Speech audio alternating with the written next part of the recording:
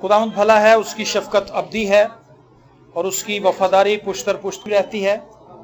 हम खुदावंद के शुक्रगुजार हैं कि उसने हमें एक मरतबा फिर ये मौका फराहम किया कि हम उसकी हजूरी में आकर उसके नाम को इज्जत और जलाल दें, उसकी तमजीद करें, उसकी सताइश करें और उसकी मददसराई करें। खुदावंद के जिंदा पाक कलाम में से पतरस का पहला आम खत, उसका 5वां बाब और उसकी 6ठी और 7वीं आयत खुदावंद के जिंदा कलाम में से तिलावत करेंगे।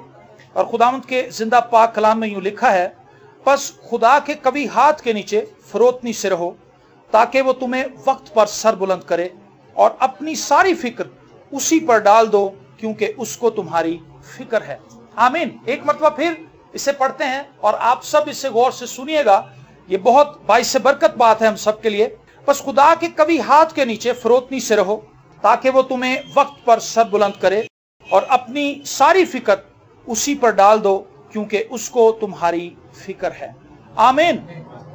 खुदावंद के कलाम में हमने पढ़ा कि हमने खुदा के हाथ के नीचे, खुदा के कभी हाथ के नीचे फरोतनी से रहना है। फरोतनी से मुराद है अपने आप को झुकाना, अपने बदन को खुदा के हजूर झुकाना।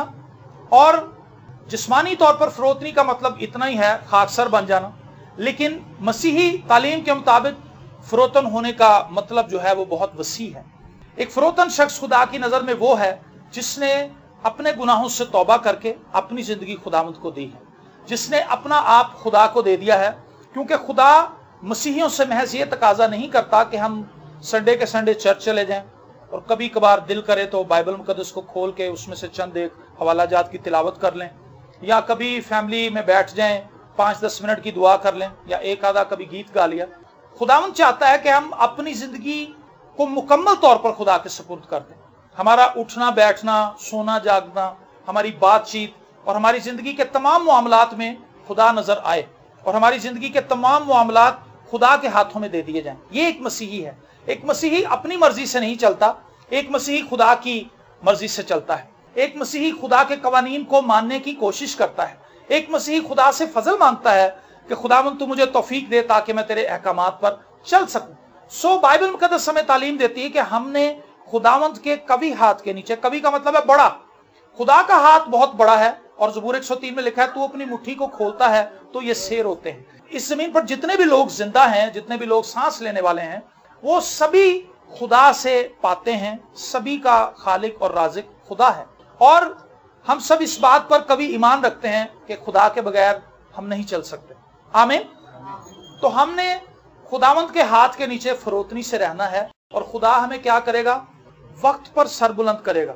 खुदा के कभी हाथ के नीचे फरोतनी से रहना है और खुदा पर ट्रस्ट करना है, सारी फिक्रें खुदा के सुपुर्द कर देनी है और फिर खुदा हमें वक्त पर सर बुलंद करेगा। इन दो आयात के अंदर बहुत से असबाक हैं जो हम सीख सकते हैं। पहली बात, हमने खुदा के हाथ के नीचे रहना है, किसी और शेल्टर की तलाश नहीं करनी। खुदा एक कामिल प्रोटेक्शन मुहैया करता है। दुनिया के अंदर बहुत से लोग हमने देखे, इतने सालों में खिदमत के दौरान हमने देखा है कि लोग खुदा की बजाय दूसरे वसीलों पर ज्यादा ट्रस्ट करते हैं। दरबारों पर चले जाते हैं, जादूगरों के पास चले जाते हैं और उनका तवक्कल ये है कि अगर मेरे बाबा जी मुझे तावीज के ऊपर फूंक मार के दे दें तो मेरे सारे ही मसाइल हल हो जाएंगे। और वो ये समझते हैं कि मैं फलां दरबार पे चला जाऊंगा, फलां जगह पर जाके देख दे दूंगा तो मेरे मसले हल हो जाएंगे, मेरी मुश्किलात हल हो जाएंगी। इस जमीन पर रहते हुए इंसान को बहुत सी मुश्किलात का सामना करना पड़ता है। फैमिली के अंदर मसाइल हैं, मियाँ बीवी के दरमियान अज़दवाजी जिंदगी के अंदर मसाइल हैं, बच्चों की वजह से कुछ परेशानियां हैं, जॉब के ऊपर मसाइल हैं, मोहल्लेदारों की वजह से परेशानी है। और इन सबसे बढ़ के परेशानी जो हमारे खिलाफ खड़ी करने वाला है वो इब्लीस है। इब्लीस ने हमारी फैमिली के अंदर, हमारी कलीसिया के अंदर, हमारे मुल्क के अंदर, हमारे इर्द गिर्द ऐसा माहौल क्रिएट किया है जिसकी वजह से हम खुदा की तरफ जा नहीं पाते। हम कोशिश करते हैं कि हम दुआ करें, हम कोशिश करते हैं कि हम कलाम पढ़ें, हम कोशिश करते हैं कि हम खुदा के साथ जिंदगी बसर करें, लेकिन ऐसा मुमकिन नहीं हो पाता। और बहुत दफा हमें शदीद स्ट्रगल करनी पड़ती है, लेकिन उस स्ट्रगल के बावजूद भी हम नाकाम हो जाते हैं। इसका मतलब यह है कि हम अपनी कोशिश से, अपनी स्ट्रगल से, अपनी काविश से खुदा के साथ नहीं चल सकते। ये खुदा का फजल है जिसके तहत हम खुदा के साथ चल सकते हैं। आमीन। एक अरसे तक मैं ये समझता रहा कि मैं खुदा के साथ चल रहा हूं, लेकिन खिदमत के इतने सालों के बाद मैं अब ये बात समझ चुका हूं कि मैं खुदा के साथ नहीं चल रहा, खुदा मुझे अपने साथ चला रहा है। ये एक भेद है। जब हमें समझ आ जाती इस बात की तो हम मुकम्मल तौर पर खुदा पर ट्रस्ट कर पाते हैं, हम अपनी फिक्रें खुदा को दे पाते हैं। आमतौर पर आपने सुना होगा कि जब कोई बीमार हो जाता है तो कोई तीमारदारी करने के लिए उसके पास हॉस्पिटल में या घर में जाए तो वो कहता है कि आप फिक्र ना किया करें। ये एक ऐसी बात है जो काबिल कबूल नहीं है। फिक्रें तो हमें हर रोज आदत आती हैं, एक चीज से छुटकारा पाते हैं, दूसरी फिक्र, तीसरी फिक्र, चौथी फिक्र, फिक्रों की तो भरमार है, हम उनको गिन भी नहीं सकते। सारा दिन हमारी जिंदगी में इतने काम होते हैं और उन तमाम कामों के लिए हमारे जहन में फिक्रें रहती हैं, हमारा दिल फिक्र से भरा रहता है। तो ये कहना कि जी आप फिक्र ना किया करें सही नहीं है। हमें यह कहना चाहिए कि जी आप अपनी सारी फिक्रें खुदा को दे दें। आमीन। ये एक बेहतरीन चीज है। कोई भी दुनिया में ऐसा शख्स नहीं है जो ये कहेगा कि मुझे फिक्र नहीं। हमें फिक्रें आदब आती हैं, लेकिन हमारे पास एक बेहतरीन हल मौजूद है कि हम कहें कि खुदावंद इस फिक्र ने मुझे आदब आया है, लेकिन मैं अपनी फिक्र तुझे देता हूं। मुझे पता है कि तू वक्त पर मुझे सारी चीजें मुहैया कर देगा। मुझे पता है तू मेरी जिंदगी में आने वाले हर जरूरत को पहले ही से जानता है। खुदा के बारे में एक खूबसूरत बात जो मैंने डिस्कवर की है वो ये है कि इससे पहले कि मुझे पता चले कि मुझे इस चीज की जरूरत है, खुदा को पहले ही से पता है और खुदा ने पहले ही से उसकी तैयारी कर रखी। एक बड़ा अच्छा वाकया मुझे याद आया कि पादी साहब यहाँ पर बैठे, इन्होंने हमें एक बड़ी मजे की बात बताई। इन्होंने कहा जी हमने अपने मोहल्ले में कमेटी डाली थी। तो कमेटी आपको पता है मोस्टली आगे पीछे हो जाती है। जब पैसे लेने होते हैं तो उस वक्त तो वो टाइम पे आ जाते हैं कि जी आपकी कमेटी का टाइम आ गया जी, दे दें कमेटी। और जब कमेटी आपकी निकलनी होती है उस वक्त वो कहते हैं जी अभी इकट्ठी नहीं हुई, जरा थोड़ी देर वेट करें, और वो लेट हो जाता है। तो इनकी कमेटी थी उस माह में, इन्हें कमेटी नहीं मिली। तो इन्होंने अपनी वालदा से कहा कि अम्मी जी मैंने आपको मना भी किया कि आप मोहल्ले के अंदर कमेटियां न डाला करें, ये औरतें मोस्टली तंग करती हैं। तो उन्होंने कहा चलो बेटा कोई बात नहीं, इसके लिए भी शुक्रगुजारी करो। हम देख रहे हैं कि खुदा वक्त पर काम करने का आदी। खुदा ना वक्त से पहले करता है ना वक्त के बाद करता है, वक्त पर करता है। ये उसका उसूल है।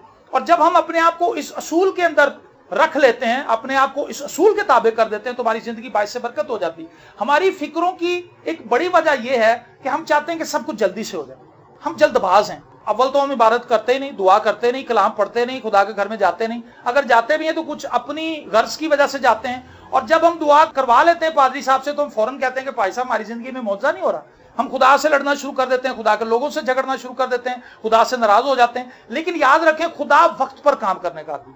आपको याद होगा हम कदसा मरियम ने कहा था कि इनके पास मैं खत्म हो गई, तो खुदा ने उसमें कहा अभी मेरा वक्त नहीं आया।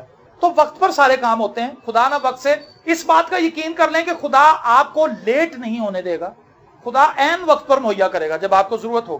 Praise the Lord. तो इन्होंने कहा जी आपने कमेटी डाल दी, अब वो औरत पैसे नहीं दे रही। तो अम्मा जी जो हैं, जो इनकी मदर हैं, मैंने अपनी जिंदगी में जो बेहतरीन औरतें देखी हैं वो उनमें से एक है जो मैंने अपनी जिंदगी में देखी है। वैसे किताबों में तो मैंने बहुत सी औरतों के ताल्लुक से पढ़ा है जो खुदाम के साथ चलती थी, लेकिन मैंने उन्हें देखा है कि वो हमेशा खुदाम की शुक्रगुजारी करती हैं और बुड़बुड़ाहट उनके अंदर नहीं है।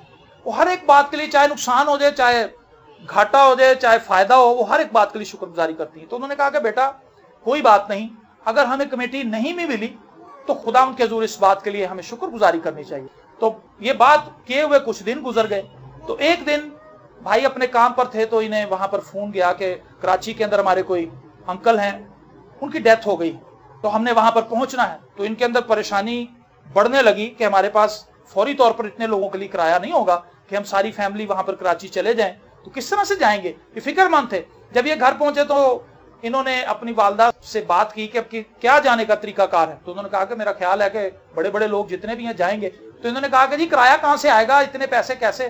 तो उन्होंने कहा जी कमेटी मिल गई है। वो औरत आज सुबह ही कमेटी दे गई थी। खुदा को पता था कि कुछ दिनों के बाद इनका एक अंकल फौत होगा, इन्हें कराची जाना पड़ेगा। खुदा ने जानबूझकर कमेटी लेट होने दी क्योंकि खुदा को पता था कि वक्त पर इन्हें पैसे चाहिए। अगर इन्हें पहले कमेटी मिल जाती, हो सकता है ये कोई अच्छी डिशें बना लेते, कोई अपने अजीजों की दावत कर लेते, किसी बच्चे की सालगिरह कर लेते, या कोई घर में कोई ऐसी चीज ले आते जो ना थी, फ्रिज वगैरह। लेकिन खुदा ने देर होने दी। समटाइम हम समझते हैं कि देर हो रही है, लेकिन देर नहीं हो रही होती। खुदा अपना काम कर रहा होता है हमारी जिंदगी के अंदर। समटाइम हम कहते हैं खुदावंद इतना अरसा हो गया हमें दुआ करते हुए, मैं एक अपने घर के लिए दुआ कर रही हूँ, मुझे अपना घर नहीं मिल रहा। खुदावंद तू कब देगा? क्या मैं मर जाऊंगी?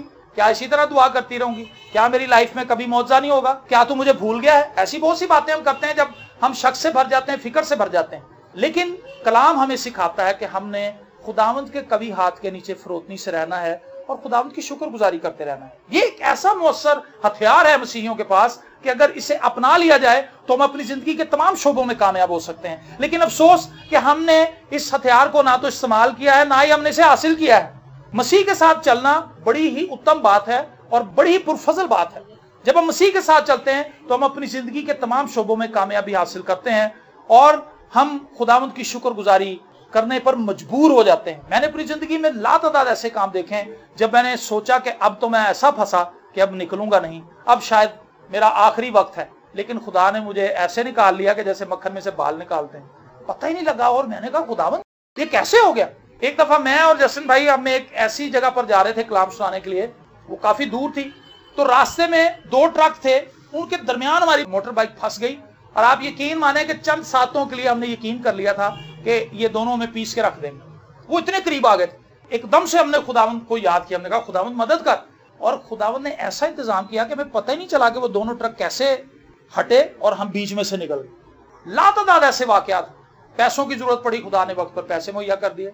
हमें और किसी चीज की जरूरत पड़ती है, इवन कि यहां तक हमने तजर्बा किया कि अगर कोई चीज खाने के लिए भी दिल करे तो खुदा वो हमें वक्त पर मुहैया कर देता है। एक दिन मैं और पारी साहब जा रहे थे तो इन्होंने कहा कि यार साग गोश्त खाने को बड़ा दिल कर रहा है। बस ऐसे ही कभी कभी कुछ चीजें खाने को दिल करता है आपका। तो मोटरसाइकिल पे जा रहे थे, कहने लगे अच्छा यार मैं अपनी मिस्सी से कहूंगा कि साग गोश्त पकाओ।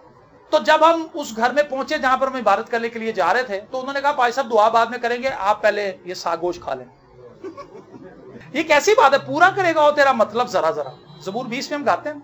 तो जब हम खुदावंद के साथ चल रहे होते हैं तो फिक्र करने की जरूरत नहीं। हम क्या करते हैं, हम खुदा के साथ भी चल रहे होते हैं लेकिन फिक्र भी कर रहे होते हैं। इसका मतलब है हमने अपना बोझ खुद उठाया हुआ है।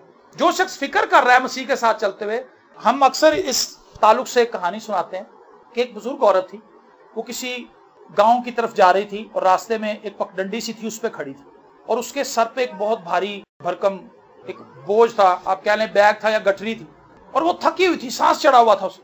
तो पीछे से एक नौजवान आया जिसके पास एक बैल था और उसके पीछे एक गढ़ था। उसने कहा कि अम्मा जी आप इस पे बैठ जाएं, सवार हो जाएं। तो उसने कहा बेटा, बड़ी दुआएं दी, बड़ी शुक्रगुजारी की, और सांस उसको चढ़ा हुआ था।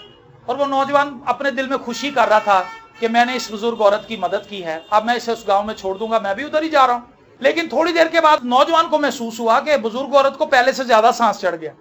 तो वो कहने लगा कि अब तो अम्मा जी बड़े आराम से बैठी हुई हैं और सांस फिर भी चढ़ा हुआ है। तो देखा तो अम्मा जी ने गठरी सर पे ही रखी हुई।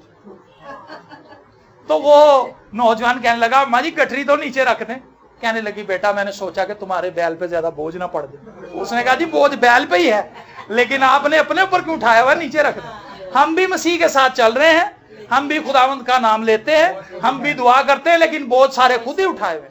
हम खुदा पे ट्रस्ट नहीं करते, हमें खुदा पे ट्रस्ट करने की जरूरत है। खुदावंद यीशु मसीह ने कहा कि हवा के परिंदों को देखो, ना बोते हैं ना काटते हैं, ना उनके पास खत्ता है, स्टोर भी कोई नहीं उनके पास कि वो जमा करके वहां पे रख ले, ना उनके घर में फ्रिज है। कभी आपने किसी चिड़िया के घोंसले में फ्रिज देखी है? हो ही नहीं सकती, उसका घोंसला ही बड़ा छोटा होता है। वो डेली निकलते हैं छोटे छोटे परिंदे। मेरे घर के बिल्कुल साथ दरख्त है और मैं अपने छोटे बेटे को सुबह लेकर जाता हूँ, मैं परिंदे दिखाता हूँ उसे, वो बड़ा खुश होता है और परिंदों को देखकर खुशी मनाता है, उनकी आवाजें सुनता है। तो मैं उसे बताता हूँ कि बेटा देखो ये छोटी सी चिड़िया है, ये अपने बच्चों के लिए खाना लेने आई है, और वो खुश होता है। खुदावंद यीशु मसीह ने कहा हवा के परिंदों को देखो। अगर आप एक चिड़िया को यहाँ पर बिठा लें तो आपको एहसास होगा कि वो हमसे किस कदर कमजोर है, लेकिन तो भी हमारा आसमानी बाप उसे खिलाता है। और खुदावंद यीशु मसीह ने कहा तुम्हारी कदर तो बहुत सी चिड़ियों से ज्यादा है। हम आज मसीह पर ईमान रखते हैं लेकिन हम तो भी फिक्रमंद हैं। खुदावंद चाहता है कि हम अपनी फिक्रें उससे दे दें, क्योंकि वो हमारे लिए सब कुछ करना चाहता है। Praise the Lord. खुदावंद हमारी जिंदगी के तमाम शोबों में हमें ब्लेस करना चाहता है, लेकिन हमसे तकाजा ये किया जा रहा है कि हम उसके कभी हाथ के नीचे फरोतनी से रहें, बुड़बुड़ाहट के साथ नहीं। कई दफा हम खुदा से दुआ भी कर रहे होते हैं और बुड़बुड़ा भी रहते हैं। दुआ भी कर, रोजा भी रखा होता है कि खुदावंद तूने मौजज़ा करना है, और साथ ये भी कह रहे होते हैं कि हमारे हालात कभी नहीं बदलने, हमारे हालात ऐसे ही रहेंगे। जब से आंख खोली इसी तरह तंग दस्ती में जिंदगी गुजारी, जब से आंख खोली है इसी तरह हम जगह जगह दरबदर हो रहे हैं, हमारी जिंदगी के अंदर बरकत नहीं आ सकती, और दुआ भी कर रहे हैं। तो क्या आप समझते हैं कि ऐसी दुआएं नताइज लेकर आएंगी? कभी भी ऐसी दुआएं नताइज नहीं लेके आएंगी। हम खुदा से दुआ करें और अपने हालात फरोतनी से रहने का एक मतलब यह भी है कि हमारी जिंदगी में जो कुछ भी हो रहा है हम उसके लिए खुदा की शुक्रगुजारी करें। लिखा है हर एक बात के लिए शुक्रगुजारी करो। किसके लिए जी? हर एक बात के लिए। अब हर एक बात में तो नुकसानात भी शामिल है। जॉब छूट जाए, शुक्रगुजारी करें। दुनियादारी में रहते हुए अगर किसी की जॉब छूट जाए तो शुक्रगुजारी नहीं हो सकती, ये तो बुरी बात है। इसके लिए क्या शुक्र बनता है? लेकिन बाइबल मुकद्दस बताती है कि हमने इसके लिए भी शुक्रगुजारी करनी।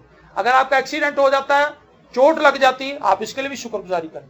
मालिक मकान आपको कहता है कि जी अब आप इस घर में ना रहें, अब आप अपना इंतजाम करें, आप फिर भी शुक्रगुजारी करें, क्योंकि आपको ट्रस्ट रखना है इस बात पे कि खुदावंद ने इससे बेहतरीन इंतजाम हमारे लिए किया हुआ है। सिदरक, मेशक और अबदनगो को आग की भट्टी के अंदर फेंका गया था, लेकिन खुदावंद यीशु मसीह जो इलाहज़ादा है वो पहले ही से वहां पर मौजूद है। दानियल को शेरों की बांध के अंदर फेंका गया, भूखे शेरों की बांध में, लेकिन फरिश्ते वहां पर पहले ही मौजूद थे ताकि वो शेरों के मुंह बंद कर दें और वो दानियल को ना खा सके। हालेलुया। इससे पहले कि हमें किसी चीज की जरूरत पड़े, खुदावंद ने उसका इंतजाम पहले ही कर रखा है। हमने महज उस पर तवक्कल करना है और फिक्रमंद होने की बजाय अपनी फिक्रें खुदावंद को देनी है और उसकी सताइश करनी।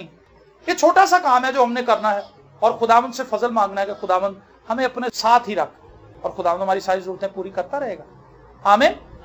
मैं चाहता हूं कि हम सब खुदावंद में इस तौर से बढ़े। मैं बहुत से मसीहियों से इन सालों में मिला हूं। हम सब जब हम इबादत में जाते हैं तो हर नस्ल का मसीही हमने देखा, शक में घिरा हुआ, फिक्रों में घिरा हुआ, बदतमीज, नशों के अंदर पड़ा हुआ, जिसको बाइबल मुकद्दस का भी नहीं पता कि वो उसकी पहली किताब कौन सी है, आखिरी कौन सी है। हर किस्म के मसीहियों से हम इन सालों में मिल चुके हैं, लेकिन सबके लिए एक ही दवाई है, सबकी शिफा के लिए पूरी एक ही है कि आप यीशु के पास आए, यीशु के हुजूर अपने गुनाहों का इकरार करें। मैंने आज से 18 साल पहले खुदा यीशु मसीह को कबूल किया था। 18 साल पहले की जिंदगी अगर मैं अपनी देखूं तो वो दुखों से भरी पड़ी है, मसाइब से भरी पड़ी है, परेशानियों से भरी पड़ी है। लेकिन मसीह के पास आने के बाद मुश्किलात मेरी जिंदगी में अभी भी हैं, लेकिन अब मेरे पास एक बेहतरीन मददगार मौजूद है, वो यीशु है। हालेलुया। वो मेरी सारी मुसीबतों को खुद उठा लेता है और मुझे कहता है बस तू साथ चल। आमीन। ये फर्क है मसीह के बगैर चलने में और मसीह के साथ चलने में। मसीह के बगैर चलने में अगर आपको पैसों की जरूरत पड़ जाएगी तो आप पठान को देखेंगे कि सूद पे पैसे पकड़ लें, लेकिन पैसे पकड़ दें, क्योंकि उस वक्त नजर ही पठान आता है। यहाँ किस आंटी को देखें जो बाहर के मुल्क में है, हेल्प कर देगी, हमारी फूफी है, हमारी खाला है, हमारी फलां है, हमारे अंकल है, लेकिन ना अंकल फोन उठाता है उस वक्त में, ना आंटी उठाती है और ना ही फूफी उठाती, कोई भी नहीं मदद करता उस वक्त, और पठान भी अपना रेट ऊपर ले जाता है। लेकिन जब मसीह में हम होते हैं, हम पठानों को देखने की बजाय, अपने रिश्तेदारों को देखने की बजाय हम फौरन घुटने टेकते हैं और दुआ करते हैं। हम कहते हैं खुदावंद हमें इतने पैसों की जरूरत है, तो मुहैया कर दे। और कलामे मुकद्दस में लिखा है वो जहां नहीं बोता वहां से भी काट लेता है, क्योंकि वो खुदा है, उसके पास रिसोर्सेज की कमी नहीं है। मेरे पास और आपके पास रिसोर्सेज की कमी है। हमारी जेब छोटी है, लेकिन खुदा की जेब इतनी बड़ी है कि हम उसे माप भी नहीं सकते। वो कहां से मुहैया कर दे। हम बात कर रहे हैं कि हमने खुदा के कभी हाथ के नीचे फरोतनी से रहना है और वो हमें वक्त पर सर बुलंद करेगा। हमने क्या करना है, हमने सिर्फ ट्रस्ट करना है खुदा का वक्त इतना लेट नहीं होगा कि हम मर ही जाएं। खुदा का वक्त ऐसा वक्त होता है जब हम सोच रहे थे कि अब कुछ नहीं होगा, लेकिन खुदा कहता है कि ये लो बच्चों। हमें क्या आप खुदा पे ट्रस्ट करेंगे? क्या आप इस तौर से खुदा के साथ चलेंगे? क्या आप फरोतनी से खुदा के हाथ के नीचे रहेंगे? एक बात खुदा के साथ चलते हुए याद रखें, खुदा के लिए कोई भी चीज बड़ी नहीं है।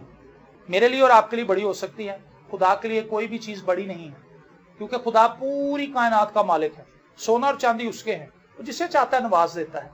फकत हमने खुदावंद पर यकीन करना है, ट्रस्ट करना है, अपना आप उससे देना है। अभी शुरू में जब हमने इबादत स्टार्ट की थी तो हमने एक ज़बूर गाया था, तो उसमें पादी साहब ने बताया कि बहुत से लोग दुआ तो करते हैं, लेकिन उन्होंने अपनी जिंदगी पूरे तौर से खुदावंद को नहीं दी। जिंदगी के बहुत से एरियाज ऐसे हैं जो अभी तक खुदावंद के पास नहीं है। कैसे? दुआ कर लेते हैं संडे को जाके चर्च, लेकिन रेगुलर शराब पीते हैं, डेली मियाँ बीवी एक दूसरे को गालियां निकालते हैं, लड़ाई झगड़ा करते हैं, बच्चों को बुरा भला कहते हैं, हम सायों में लड़ाइयां करवा देते हैं। कुछ लोगों को लड़ाई कराने की आदत होती है, उनके मुंह के अंदर ही कुछ ऐसी बातें होती है कि लड़ाई हो जाती है। अपनी जुबान भी खुदावंद को देने की जरूरत है। खुदावंद मेरी जुबान जो है वो जहर कातिल से भरी हुई है, इसके अंदर जहर भरा हुआ है। ज़बूर 141 में हम गाते हैं ना, मुंह ते निगहबान बिठा। इसका मतलब दाऊद को पता था कि मेरी जुबान बड़ी तेज है, इसके अंदर ऐसी बातें जो दूसरों को छेद देती हैं। तो उसने कहा खुदावंद मेरे मुंह पे निगहबान बिठा दे, ताकि मैं ऐसी बातें करूं जो माकूल हों, ऐसी बातें करूं जो पुरफजल हों, ऐसी बातें करें जो बायस से बरकत हों। और वो उसी वक्त होगा जब हम अपनी जिंदगी को खुदावंद के सुपुर्द कर देंगे, हम अपनी जुबान को, अपनी पूरी बॉडी को खुदावंद के सुपुर्द कर देंगे और खुदा से कहेंगे कि खुदावंद मेरी जिंदगी के लिए तू फैसले कर, मैं तेरे साथ चलूंगा, तू मेरे लिए फैसले कर और मैं उन पर आमीन कहूंगा। फरोतन शख्स खुदावंद की तमाम बातों पर आमीन कहता है और खुदावंद के साथ चलता है और खुदा उसके लिए बेहतरीन फैसले करता है, उसे ब्लेस करता है। आइए हम खुदावंद के हाथ के नीचे फरोतनी से रहें और अपनी सारी फिक्रें उसको दे दें और वो हमें वक्त पर सरबुलंद करेगा। आमीन। खुदावंद आप सबको बरकत दे।